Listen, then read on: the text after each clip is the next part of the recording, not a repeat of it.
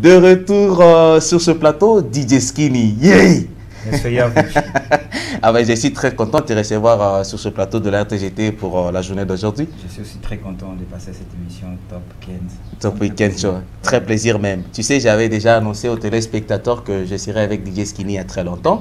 On avait fait des annonces dans la page YouTube, page Facebook, Instagram, toutes les plateformes bien sûr. Et les gens attendaient impatiemment DJ Skinny sur ce plateau de la RTGT, bien sûr, pour parler de Skinny. Alors, je ne sais pas, on te connaît seulement le nom de DJ Skinny, soit il y a un autre nom? Non, juste DJ Skinny. Ah, ça suffit. Ouais, ça suffit. Alors, pour les intimes, peut-être il y a un autre nom. Nous allons faire un micro baladeur pour voir s'il y a un autre nom. Voilà, c'est peut-être une question. Si vous ne connaissez pas DJ Skinny, je sais qu'une partie de la une grande partie de la population de Kalemi connaît DJ Skinny. Alors, si vous aviez la chance déjà de fréquenter la place Kwetu-Chilba, c'est là que DJ Skinny fait ses histoires. Je vais demander à mon réalisateur, on va nous faire découvrir qui est Skinny et qu'est-ce qu'il fait. Et on retrouve juste après DJ Mixing. Et juste après, on saura quoi aborder le point. Alors, c'est à vous, Big H.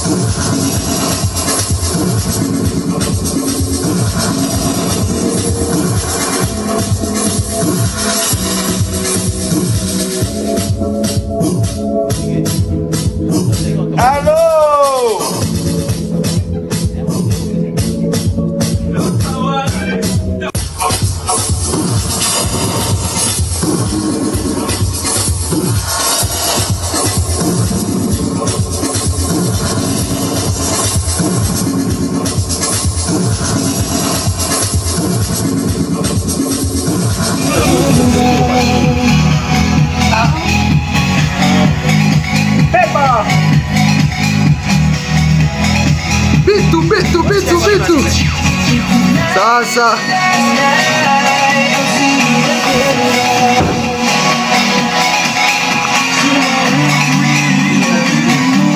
De l'aventure dans le movie, une vie de route.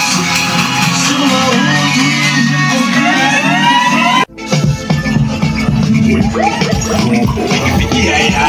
DJ Coco Bonbon.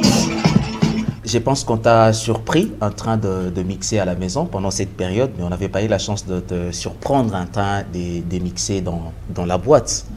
On ne sait pas, pendant cette période, il y a vraiment quelque chose qui vous manque réellement.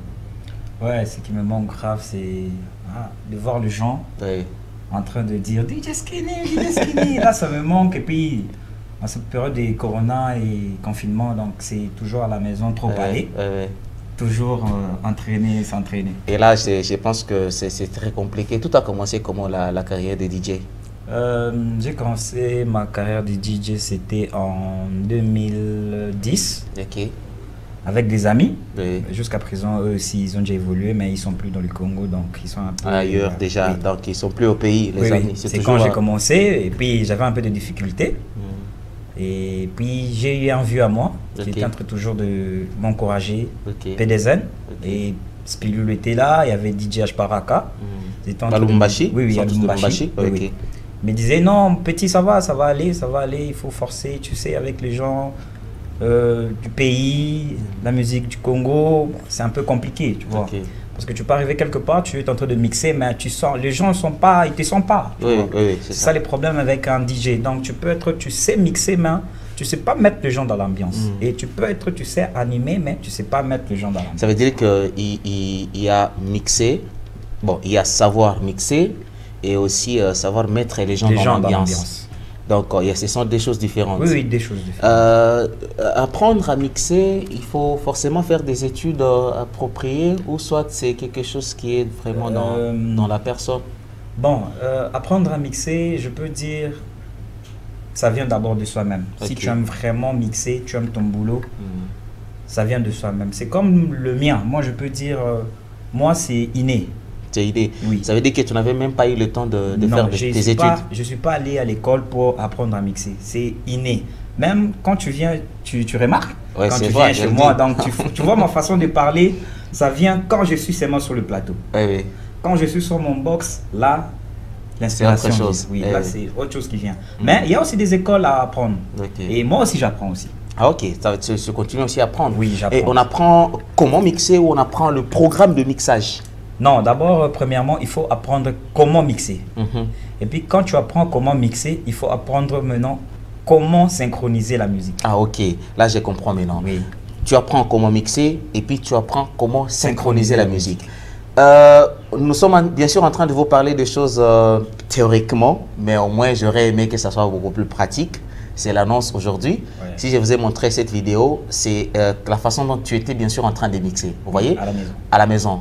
On n'avait vraiment pas au début écouté c'est quoi forcément ce qui était mixé, c'est quelle musique, mais juste presque à la fin, on était bien sûr en train ah, voilà, ouais, c'est ça la synchronisation. Oui, c'est ça, la Je synchronisation. vais encore revenir sur la vidéo pour que les gens puissent au moins avoir une idée sur les débuts, comment tu as commencé à le faire à la maison jusqu'à Ouais. tel point qu'on est arrivé à découvrir Une autre chanson. oui, c'était quoi la chanson.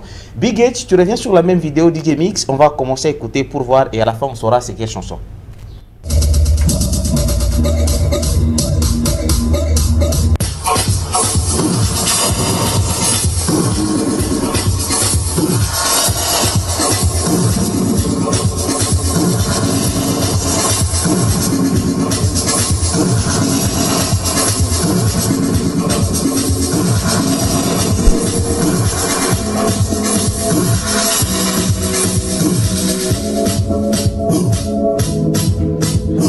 Allô?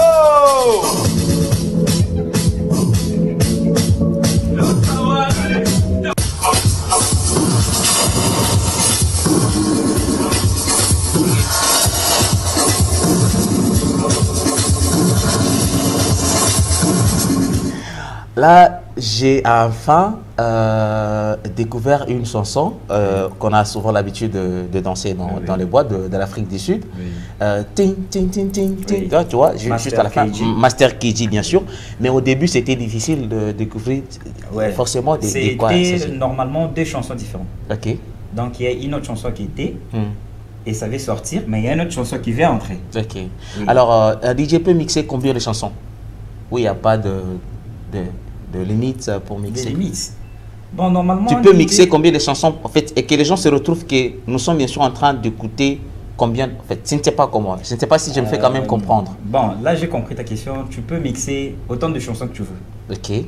Autant de chansons que tu veux, autant d'animations que tu veux, juste peut aller. pour, oui, embellir la salle, la boîte, je sais pas quoi. Et comment vous faites pour mettre les gens à l'aise? Parce que c'est rare que quelqu'un vienne te demander la chanson dans la boîte. C'est rare forcément que quelqu'un, comme quand on le constate dans les fêtes, Oui.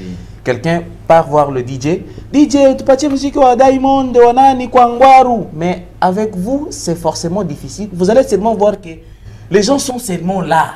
Personne ne vient te déranger, mais toi seul, tu sais mettre les gens à l'aise. Comment vous faites? En fait, pour être DJ, il faut d'abord avoir un cœur dur, tu vois. Mhm. Un cœur dur du sens que tu peux être dans une fête, tu as ton programme. Ok. Mais il y a des autres gens qui sont en train de venir t'embrouiller seulement dans la tête. Ok. Non, DJ, je veux ceci, DJ, je veux cela. C'est comme aussi Académie. Il y a des autres chansons, tu es obligé de mettre ça. Ok. Parce que si tu le mets pas, tu vas voir que les gens sont un peu malili. Donc, tu es obligé de mettre la chanson. Et puis, normalement, c'est comme dans la boîte. Quand tu entres dans la boîte, premièrement, d'abord, il faut d'abord lire le genre. Ok.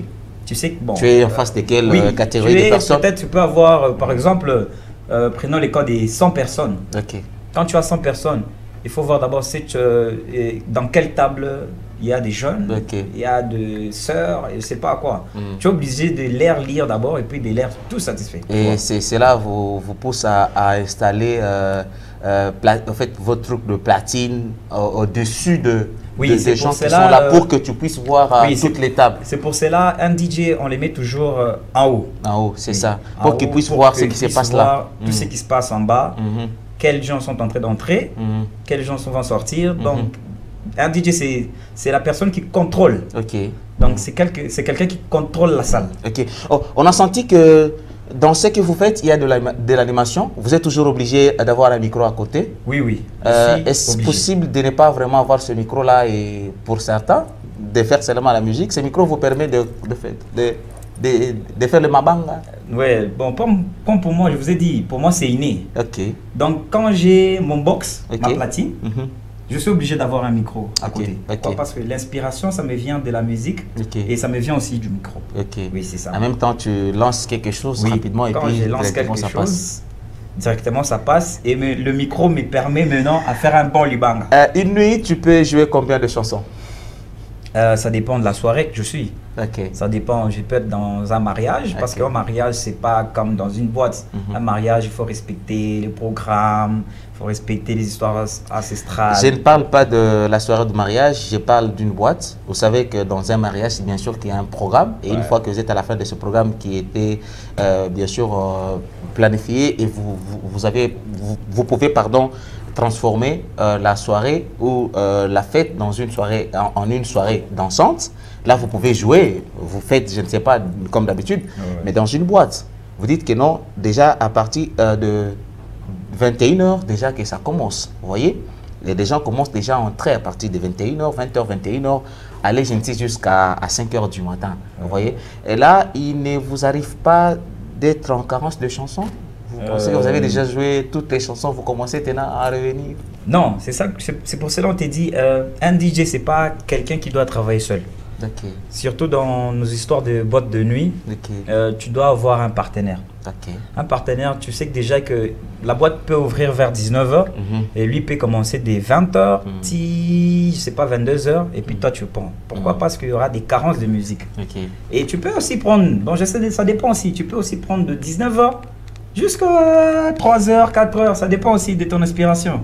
Et c'est comme ça que ça va aller. Oui. Alors, mesdames, messieurs, je vous rappelle que nous sommes avec le DJ de la boîte chez Kwetu Chill Bar. Et il n'est pas seulement de cette boîte, mais il est le DJ. Donc, il est là. C'est ça pour toi, je pense. Disons, c'est quoi pour toi? C'est une question d'ailleurs qui me vient directement. C'est quoi ce travail-là de DJ pour toi? Bon, moi je peux dire c'est un don que Dieu m'a offert. Ok. Pourquoi? Parce que... ça te va très bien. Bon, moi je vois que ça me va très bien. Et tu ne penses pas faire autre chose que ça? Bon, pour l'instant, je pense pas faire autre chose. Et tu trouves que tu fais mieux ta vie ou dans cette carrière ou bon, tu es obligé? Pour ma carrière, d'abord, en ce moment, je pense que bon, ça me va d'abord mieux. Comme ça, c'est bon.